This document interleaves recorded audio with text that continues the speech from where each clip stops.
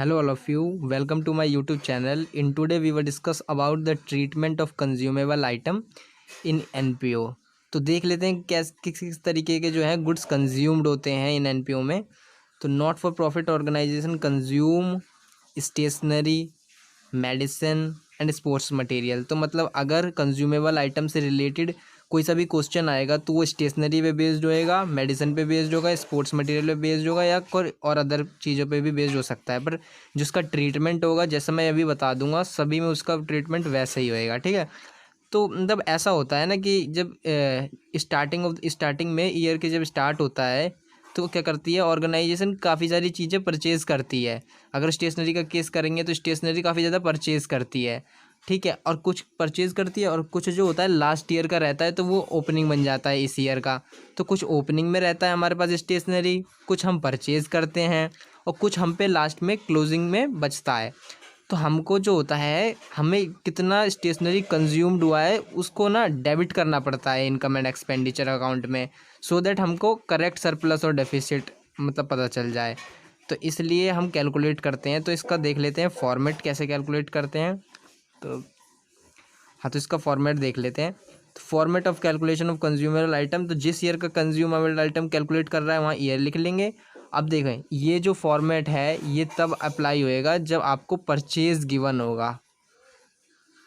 पर जब आपको परचेज गिवन होगा तो कंफ्यूज मत होना, परचेज और पेमेंट में डिफरेंस है। कभी कभी क्वेश्चन में पेमेंट आता है बट आप उसे परचेज मत समझना, अलग अलग हैं और दोनों का ट्रीटमेंट जो है अलग अलग होता है। इस चीज़ में काफ़ी ज़्यादा फोकस करना, परचेज और पेमेंट के कारण एक सिंगल वर्ड के कारण आप पूरा क्वेश्चन गलत कर सकते हैं। तो इस पर ज़्यादा ध्यान दीजिएगा। ठीक है। तो परचेज अगर गिवन है क्वेश्चन में तो आप कैलकुलेट कैसे करेंगे। तो देखिए सबसे पहले जो opening stock of consumable item आपको गिवन होगा, ठीक है, तो आप सिंपल ओपनिंग स्टॉक लिखेंगे और उसमें ऐड कर देंगे net purchases during the year. अब नेट परचेजेस का मतलब है कि जो भी परचेज अगर रिटर्न होगी तो हम परचेज में से उसको पहले परचेज रिटर्न को माइनस कर देंगे, हमें एकदम नेट परचेज लेनी है। ठीक है। और अगर क्रेडिट परचेज है हमारे पास तो हम उस क्रेडिट परचेज को ले लेंगे, कैश परचेज से ज़्यादा फिर हमें कोई मतलब नहीं है। मतलब जो सी परचेज गिवन है वो सी परचेज ले लेंगे। ठीक है। और फिर क्या करेंगे, लेस कर देंगे क्लोजिंग स्टॉक। अगर क्लोजिंग स्टॉक जब हम लेस कर देंगे फिर जो अमाउंट हमें बैलेंस में आएगा, रिमेन बचेगा, वो पता चल जाएगा कि इतना जो आइटम है वो पर्टिकुलर इस ईयर में कंज्यूम्ड हुआ है। तो आइए इससे रिलेटेड एक क्वेश्चन देख लेते हैं। क्वेश्चन पढ़ता हूँ मैं। Calculate the amount of stationery that will be debited in income and expenditure account. तो पहले तो ये समझ लीजिए कि इनकम एंड एक्सपेंडिचर अकाउंट में जो भी आइटम कंज्यूम्ड होगा वो डेबिट होगा। ठीक है। अब देख लेते हैं question. Opening stock of stationery on 1 April 2019। तो ये ओपनिंग स्टॉक हमको गिवन है 15,000 रुपये। तो हम डायरेक्ट सिंपल ओपनिंग स्टॉक इधर लिख देंगे 15,000। अब देखिए परचेजेस ड्यूरिंग द ईयर 20,000। तो हम नेट परचेज लिख देंगे यहाँ पे 20,000। ठीक है। और पढ़ते हैं हम क्या लिखा है आगे। Stock at the end 5,000। तो मतलब यही जो है स्टॉक एट द एंड मतलब है क्लोजिंग स्टॉक। ठीक है। क्लोजिंग स्टॉक जो है हम इधर सिंपल लिख देंगे। क्लोजिंग स्टॉक हमारा 5,000 है। तो 20, 30, 35, 35 में से 5 गए 30,000 रुपये जो है बेसिकली हमारा कंज्यूमेबल आइटम आया है। ठीक है। मतलब इतना जो आइटम है स्टेशनरी कंज्यूम्ड हो गई है और ये कहाँ है, ये डेबिट होगा। मैं इनके थोड़े थोड़े प्लेस बता देता हूँ ये कहाँ जाते हैं। ये जाएगा इनकम एंड एक्सपेंडिचर अकाउंट के डेबिट साइड पे। इन सब चीज़ों को लिख लेना क्योंकि काफ़ी ज़्यादा यूज़ होती है और आदमी भूल भी जाता है कभी कभी। तो इस सब चीज़ों को लिख लेना। ठीक है। ठीक है, ये यहाँ पे आ जाएगा। और ये जो है हमारा opening stock of consumable item, जो ये हमारा इस साल का ओपनिंग है तो ये लास्ट ईयर का तो उसका ही होगा, पिछले ईयर का ही होगा। तो ये जो आएगा ओपनिंग स्टॉक वो लास्ट ईयर की बैलेंस शीट में एसेट साइड आएगा। ठीक है। ये सब आप लिख लेना। अब ये क्लोजिंग स्टॉक देख लेते हैं। तो क्लोजिंग स्टॉक जो है वो हमारा करंट ईयर के एसेट साइड आ जाएगा। ठीक है। आइए तो अब हम दूसरा फॉर्मेट देख लेते हैं कि हम कंज्यूमेबल आइटम कैसे कैलकुलेट करेंगे जब हमें पेमेंट दी होएगी। तो आप परचेज और पेमेंट में कंफ्यूज ना होइए। आप याद रखिए कि जब पेमेंट आएगा तो हम कुछ इस फॉर्मेट से सॉल्व करेंगे और जब परचेज आएगा तो सिंपल ही है, opening plus purchase minus closing. ठीक है। तो इस फॉर्मेट को मैं समझा देता हूँ। सबसे पहले ओपनिंग स्टॉक जो है ऐड होगा, ठीक है। यहाँ पे भी वैसे ही हो रहा है, पिछले में भी वैसे ही था थोड़ा। ओपनिंग स्टॉक ऐड हो जाएगा, ठीक है। अब करंट ईयर क्रेडिटर ऐड होगा। अब देखिए, जिस ईयर का हम कंज्यूमेबल आइटम कैलकुलेट कर रहे हैं, हमें उसी ईयर से मतलब है, हमें लास्ट ईयर से मतलब नहीं है। कोई भी आइटम अगर लास्ट ईयर का आता है तो हम उसे सीधा माइनस कर देंगे, ठीक है। आप ऐसे भी एज्यूम कर सकते हैं। तो करंट ईयर है क्रेडिटर का मतलब है जो इस साल के क्रेडिटर है, तो हम उसे ऐड कर लेंगे, ठीक है। अब लास्ट ईयर एडवांस क्रेडिटर का मतलब क्या है कि जो क्रेडिटर कब के हैं, लास्ट ईयर के क्रेडिटर हैं। तो हम लास्ट ईयर क्रेडिटर जो है अब आगे वाले ईयर के लिए हैं। लास्ट मतलब है तो लास्ट ईयर एडवांस, बट क्या है वो इस साल के लिए है, करंट के लिए। तो वो जो है ऐड हो जाता है, बिकॉज कोई बात नहीं दिया लास्ट में, बट है तो एडवांस, मतलब इस साल के लिए है ना, ठीक है। अब लेस देख लेते हैं क्या क्या करना है। तो closing stock of medicine less करना है, ठीक है। Advance paid current year. अब देखिए, करंट ईयर में एडवांस पे किया गया है, तो कब के लिए किया गया, आगे वाले साल के लिए किया गया होगा, तो इसलिए हम उसे माइनस कर देंगे, बिकॉज इस साल का नहीं है, इस साल के लिए वो नहीं है, ठीक है। अब क्रेडिटर लास्ट ईयर, तो लास्ट ईयर के क्रेडिटर हम माइनस कर देंगे, ठीक है। फिर एंड में हमारा आ जाएगा मेडिसिन कंज्यूम्ड, जो बैलेंस बचेगा वो हमारा मेडिसिन कंज्यूम्ड होएगा। आइए इस पे अब एक क्वेश्चन कर लेते हैं, सो दैट ये क्लियर हो जाए बिल्कुल एकदम। तो क्वेश्चन में हमें स्टॉक ऑफ मेडिसिन गिवन है 30,000, ये ओपनिंग है हमारा, ये क्लोजिंग है हमारा, ठीक है। हम अगर इसे ओपनिंग कह रहे हैं तो इसका मतलब आप ये भी समझ सकते हैं ये लास्ट ईयर का है, ये करंट ईयर का है, तो कंफ्यूज ना होइए।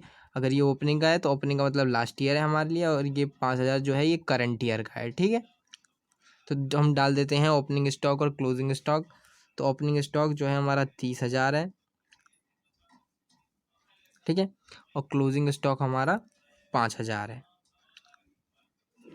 ठीक है। अब देख लेते हैं क्या है क्वेश्चन अगला, अगले में क्या दे रहा है। Creditor for medicine. हाँ, तो हमें क्या कौन कौन सा गिवन है, 20,000, 13,000। ये जो 20,000 है 1 अप्रैल 2019 का लास्ट ईयर है, और ये 31 मार्च 2020 मतलब करंट ईयर है, ठीक है। तो हम लास्ट ईयर में लिख देते हैं, लास्ट ईयर हमारा यहाँ पे है, ठीक है। तो 20,000 जो है लास्ट ईयर का है, ठीक है, और करंट का हमारा 13,000 है, 13,000, ठीक है। अब आगे बढ़ते हैं क्वेश्चन।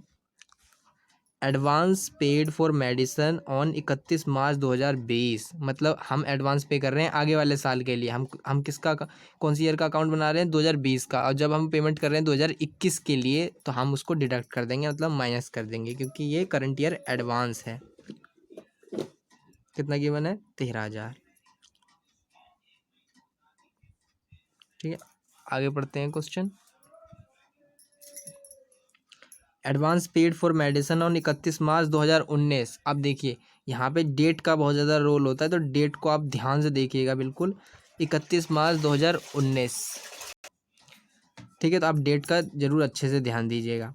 2019 मतलब लास्ट ईयर का है, तो अगर लास्ट ईयर में कोई एडवांस पे कर रहे हैं आगे वाले साल के लिए, तो हम उसको ऐड कर लेते हैं लास्ट ईयर एडवांस को। हमको 2,000 गिवन है,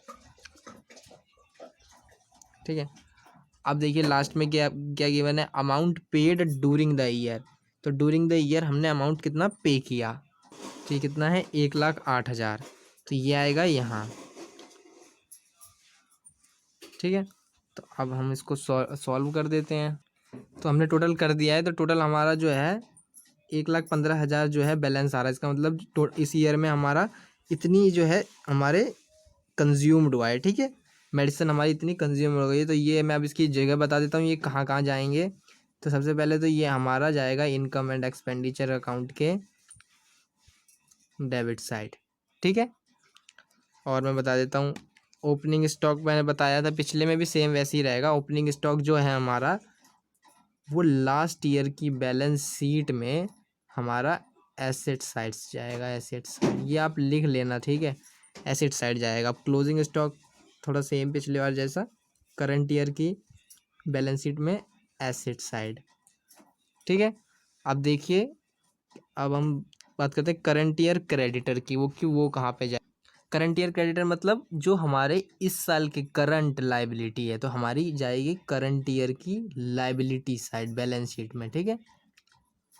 और लास्ट ईयर एडवांस क्रेडिटर, तो इसका मतलब है कि हमने आगे के जो एक्सपेंस है, जो हम मेडिसिन खरीदेंगे उसको आगे वाले ईयर के लिए, मतलब इस साल करंट 2020 मान के चलो, ठीक है। तो हमने क्या किया, 19 में ही उसकी पेमेंट कर दी। अगर जब हम 19 में ही 20 की पेमेंट कर लेंगे तो ये हमारे लिए प्रीपेड हो जाएगा, तो ये हमारे लिए एक एसेट्स हो जाएगा। तो इसका जो है, इसकी पोजीशन आएगी हमारी लास्ट ईयर की एसेट साइड, बिकॉज ये हमने प्रीपेड कर दिया, तो ये हमारे लिए तो एसेट्स बन गया उस समय के लिए। तो इस हमारी ये जो है लास्ट ईयर की एसेट साइड आएगी। अब सेम इस केस में भी देखिए, एडवांस पेड करंट ईयर, अगर हमने करंट ईयर में एडवांस पे किया है आगे वाले साल के लिए, तो ये हमारा जो होगा, ये हमारा करंट ईयर की एसेट साइड आ जाएगा, बिकॉज ये तो प्रीपेड हो गया ना, इसलिए। ठीक है, तो आगे वाले साल का जो एक्सपेंस है, मतलब हम अभी पे कर रहे हैं, तो ये भी हमारा करंट ईयर की एसेट साइड आएगा, मैंने बताया। ठीक है, अब देख लेते हैं। अब हमारा क्या बचा, एक ऊपर बचा है हमारा, ये amount paid during the year, ये आएगा हमारा रिसीट एंड पेमेंट अकाउंट के पेमेंट साइड। ठीक है, बिकॉज ये हमारी पेमेंट है ना, इसलिए ये पेमेंट्स। और कोई देख ले हमारा बचा, हाँ एक ये बचा है हमारा। ठीक है, इस वाले को देख लेते हैं, 20,000 को। तो ये क्या है, क्रेडिटर है लास्ट ईयर का। तो जो लास्ट ईयर क्रेडिटर होगा वो लास्ट ईयर के बैलेंस शीट में लाइबिलिटी साइड आ जाएगा। ठीक है, बिकॉज लास्ट ईयर का है ना, तो बैलेंस शीट पे लाइबिलिटी साइड। ठीक है, आपको अगर ढंग से समझ में नहीं आ रहा तो आप देख लीजिए, जो मेरी आवाज़ को फोकस करें। बैलेंस शीट की लाइबिलिटी साइड लास्ट ईयर की, ठीक है, बिकॉज लास्ट ईयर का है ना ये, इसलिए।